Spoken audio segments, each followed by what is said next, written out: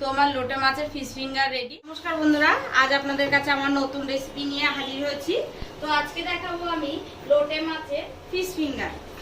তো আমি লোটে মাছ নিয়েছি, এখানে দেখুন আমি লোটে মাছ নিয়েছি 600 মতন। তো আগে আমি যেটা করব সেটা আমি লোটে মাছটা আগে আমি ভাপিয়ে নেব, তারপরে কি কি দেব সেটা আমি পরে দেখাচ্ছি। প্রথমে কড়া আমার গরম হয়ে গেছে, এরপরে আমি দিচ্ছি তেল, সামান্য সর্ষের তেল দিয়েছি। তো তেলটা আমার গরম হয়ে গেছে। এখন যে লোটে মাছটা আমি নিয়েছি এই লোটে মাছটা দিয়ে দেব এর মধ্যেই, আর দিয়ে দেব লবণ। এখানে সামান্য পরিমাণে আমি লবণ দিয়েছি, আর সামান্য হলুদ ব্যবহার করছি। আর এর মধ্যে দিয়ে দেবো আমি অল্প করে জল, কারণ সবাই জানেন লোটে মাছ থেকে প্রচুর পরিমাণে জল বের হয়। আমি অল্প করে জল দিয়েছি যাতে এটা সেদ্ধ হয়ে যায়। আপনারা যারা চান তারা গরম জলেও এটা দিতে পারেন, যে গরম জল ফুটিয়ে পর লোটে মাছটা দিয়ে দেওয়ার। আমি এটা করিনি, আমি এটা দেখাচ্ছি আপনাদেরকে। তো এখন আমি দিয়ে দেব ঢাকনা। আমি ঢাকনা দিয়ে ঢাকা দিয়ে দেবো, এটা যতক্ষণ না ঠিকভাবে ফুটে উঠছে ততক্ষণ। তো আমি ঢাকনাটা খুলে দেখছি, দেখুন ফুটে উঠেছে। আমি এবার একটু কড়াটা ধরে একটু নাড়িয়ে দেব। আমি অল্প সামান্য পরিমাণে জল দিয়েছিলাম, আর তাছাড়া দেখুন এখানে প্রচুর পরিমাণে জল উঠে বেরিয়েছে। তো আমি আরেকটু ঢাকা দিয়ে দিলাম। তো আগেই বলেছি যে কি কি মশলা লাগছে, আমি সেটা পরে দেখাচ্ছি। তো দেখুন এখানে আমার লাগছে লঙ্কা বাটা। আমি এতটা ব্যবহার করব না, আমার একসঙ্গে বাটা থাকে, ওর জন্যই আমি দেখাচ্ছি। রসুন বাটা, এখানে নিয়েছি আদা বাটা, পেঁয়াজ কুচি নিয়েছি, আর 3টে সেদ্ধ আলু নিয়েছি। আর এটা ভাজা মশলা। এটা ভাজা মশলা বলতে কি কি আছে সেটা আমি বলে দিচ্ছি। ধনে, জিরে, তেজপাতা, শুকনো লঙ্কা, এটা হালকা আছে ভেজে নিয়ে আমি এটাকে গুঁড়ো করে নিয়েছি। আর এখানে আছে কাঁচা লঙ্কা আর ধনে পাতা। তবে ঢাকনাটা আমি আরেকবার খুলে দেখছি, দেখুন এবার পুরোপুরি সিদ্ধ হয়ে গেছে। এবার আমি এটাকে নামিয়ে নেব। দেখুন আমি একটা ছান্তার সাহায্যে এগুলোকে নামিয়ে নিচ্ছি, মানে জলটাকে ঝরিয়ে নেব ভালো করে। আপনারা অনেক মাছেরই ফিশ ফিঙ্গার খেয়েছেন, আজকে আমি লোটে মাছেরই দেখাচ্ছি। তো লোটে মাছের ফিশ ফিঙ্গার কিন্তু খুবই খেতে সুন্দর হয় বা খুবই টেস্ট হয়। তো আমি এটাকে ভালো করে জলটাকে ঝরিয়ে নেব আর ঠান্ডা করে নিচ্ছি। তো এখানে আমার কড়া গরম হয়ে গেছে, আমি এখানে নিচ্ছি সর্ষের তেল দিয়ে দিচ্ছি। তো দেখুন আমি মাছটাকে জল ঝরিয়ে ঠান্ডা করে নিয়েছি। এবার এর মধ্যে থেকে আপনাদেরকে আমি দেখিয়ে দিচ্ছি।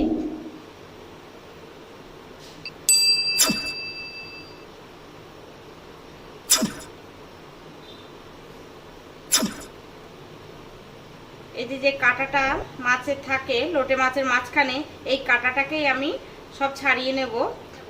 আমার ছাড়াতে সুবিধা হচ্ছে কারণ এখানে আমার মাছটা ঠান্ডা হয়ে গেছে। আপনাদেরকে বলছি অবশ্যই ঠান্ডা করেই তারপরে কাঁটাটাকে ছাড়াবে। তো আমি এইভাবে সব কটা মাছের কাঁটাগুলোকে ছাড়িয়ে নেব। আর এদিকে দেখুন কড়া গরম হয়ে গেছে, তেলটাও গরম হয়ে গেছে। এর মধ্যে যে কুচিয়ে রেখেছিলাম যে পেঁয়াজটা, সেই পেঁয়াজটা দিয়ে দেবো।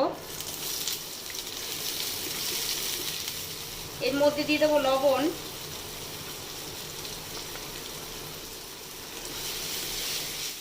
তো আমার পেঁয়াজ ভাজা হয়ে গেছে, এর মধ্যে দিয়ে দেবো, আগে বলেছি আমি যতটা রসুন নিয়েছি ততটা কিন্তু দেব না, আমি এখানে 1 চামচ দিচ্ছি। আমি একবারে বেশি করে রসুন বেটে রাখি আমার সুবিধার্থের জন্য। রসুনটা যখন একটুখানি ভাজা হবে, মানে হালকা ভাজা হবে, তখনই আমি দিয়ে দেব আদা বাটা। দেখুন আমি এখানে 1 চামচই ব্যবহার করছি আদা বাটা। এই যে আদা আমার জল দেওয়া আছে বলে আমি একটুখানি বেশি দিলাম। এটাকে ভালো করে ভেজে নিতে হবে। দেখুন বন্ধুরা আমার মাছটার কাটা ছাড়ানো হয়ে গেছে, মাছটাকে আমি আলাদা করে নিয়েছি আর কাঁটাটাকে আলাদা করে নিয়েছি। আর এখানে আলুগুলোকেও আমি ভেঙে নিয়েছি হাতের সাহায্যে, যেহেতু আমার সিদ্ধ আলু ওর জন্য ভাঙতে সুবিধাই হয়েছে। তো এখন যেটা দেব, আমি মশলাটা একটুখানি জল দিয়ে দেব, জল দিয়ে একটু কষাবো।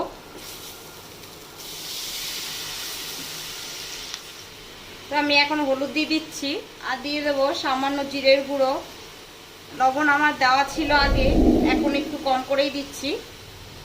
এখানে আমি লঙ্কা বাটাটা খুবই কম ব্যবহার করলাম, যেহেতু আমি কাঁচা লঙ্কা দেব। তো দেখুন আমার মশলা কষানো হয়ে গেছে। এর মধ্যে যে আলুগুলোকে আমি নিয়েছিলাম সেই আলুগুলোকে দিয়ে দেবো। তবে এটাকে ভালো করে নেড়ে চেড়ে নিতে হবে, যেহেতু আলুগুলো আমি হালকা করে ভেঙে দিয়েছি, তাই এটা যাতে পুরোটা মিশে যায় সেইভাবে আমাকে খুন্তি চালিয়ে এটাকে পুরোপুরি ভেঙে নিতে হবে। এই সময়টায় আঁচটাকে একটু কমিয়েই রাখবেন, আমি একটু কমিয়ে নিয়েছি, না হলে পুড়ে যেতে পারে। তো দেখুন আলুটাকে আমি ভালো করে মিশিয়েও নিয়েছি, আর কষানো আর আলুটাকে মাখানো বা কষানো দুটোটাই হয়ে গেছে। এবার আমি যেটা করব সেটা মাছটাকে দিয়ে দেবো। তো আমি মাছগুলোকে দিয়ে দিচ্ছি। আমি লোটে মাছটাকে ভাপিয়ে নিয়েছি, তবু বলবো একটা লোটে মাছের যে একটা গন্ধ আসে, সেই গন্ধটা কাটানোর জন্য ভালো করে কষিয়ে নেবেন। মাছের সঙ্গে আলুটাকে ভালো করে মিশিয়ে নিতে হবে। তো দেখুন বন্ধুরা, এটা আমার হয়ে গেছে। এর মধ্যে এবার আমি দিয়ে দেবো বাদ বাকি উপকরণগুলো, যেরকম কাঁচা লঙ্কা আর ধনে পাতা রেখেছিলাম সেটাকে দিয়ে দেবো।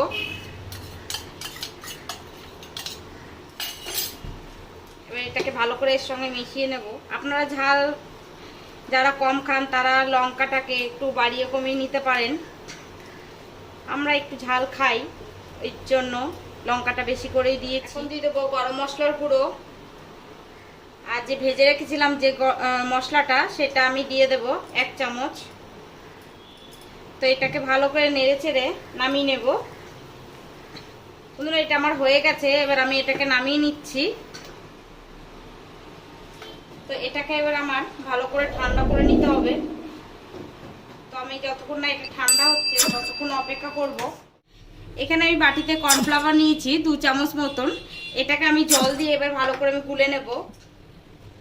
এটা খুব একটা গাঢ় করব না, গাঢ় করলে ফেটে যেতে পারে ফিঙ্গারগুলো, এর জন্য আমি একটু পাতলাই করব। তো দেখুন আমার কর্নফ্লাওয়ারটা গোলা হয়ে গেছে।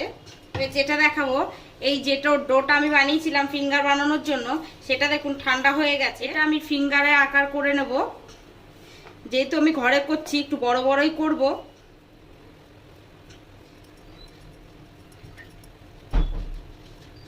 দেখুন আমি এরকম করে নিচ্ছি। আপনারা ছোট বা বড় বা মোটা বা পাতলা করে নিতেই পারেন, তবে একটু ফিঙ্গার একটু হালকা পাতলা হালকা একটু মোটা হলেই বেশি ভালো লাগে। এই দেখুন, তো আমি এরকম সবকটা করে নেব। তো দেখুন বন্ধুরা আমার সবকটা কমপ্লিট হয়ে গেছে। দেখুন একটু ছোট বড় হয়েছে, আপনারা আপনাদের মতন করে করে নেবেন। আমি আমার মতন ভাবে বানিয়ে নিয়েছি। তো এইবারে এটাকে আমার পুরো ফুল ফিনিশিং টাচ দিতে হবে। এবার মেন প্রসেসিংয়ে যাব আমি।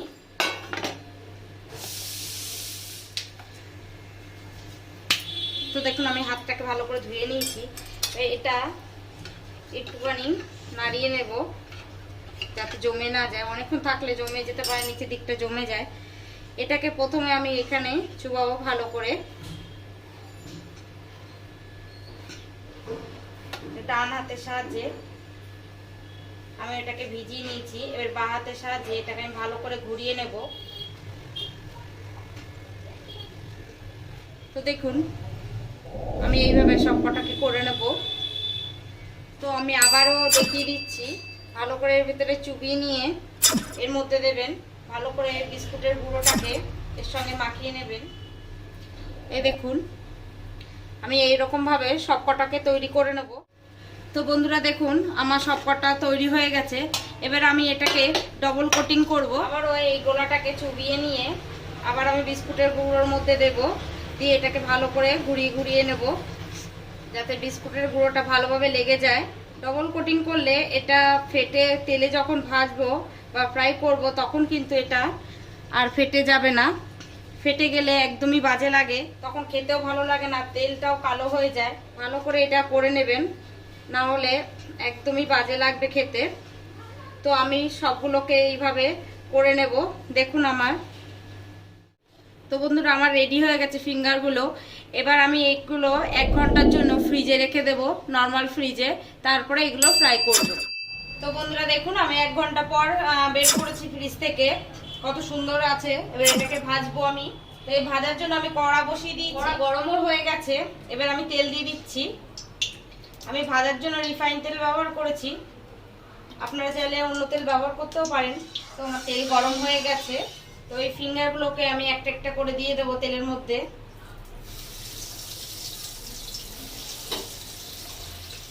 দেওয়ার পরে অনবরত নাড়তে হবে।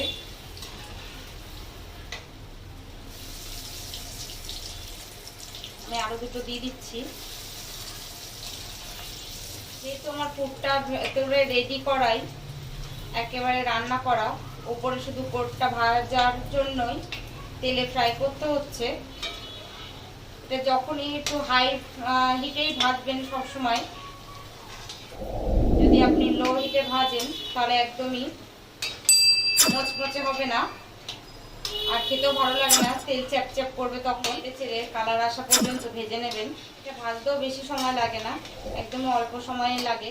ফিশ ফিঙ্গার তো বাইরে আপনারা প্রচুর খেয়েছেন, কিন্তু ঘরে এইভাবে করে খান, দেখুন খুবই ভালো লাগবে। তখন বাইরের খাবার একদমই খেতে ইচ্ছা করবে না, আর বিশেষ করে পুজোর সময়। তো আমার এটা ভাজা হয়ে গেছে, আমি এটাকে নামিয়ে নেব। তো আমার হয়ে গেছে দেখুন। এবার আমি এগুলোকে নামিয়ে নিচ্ছি।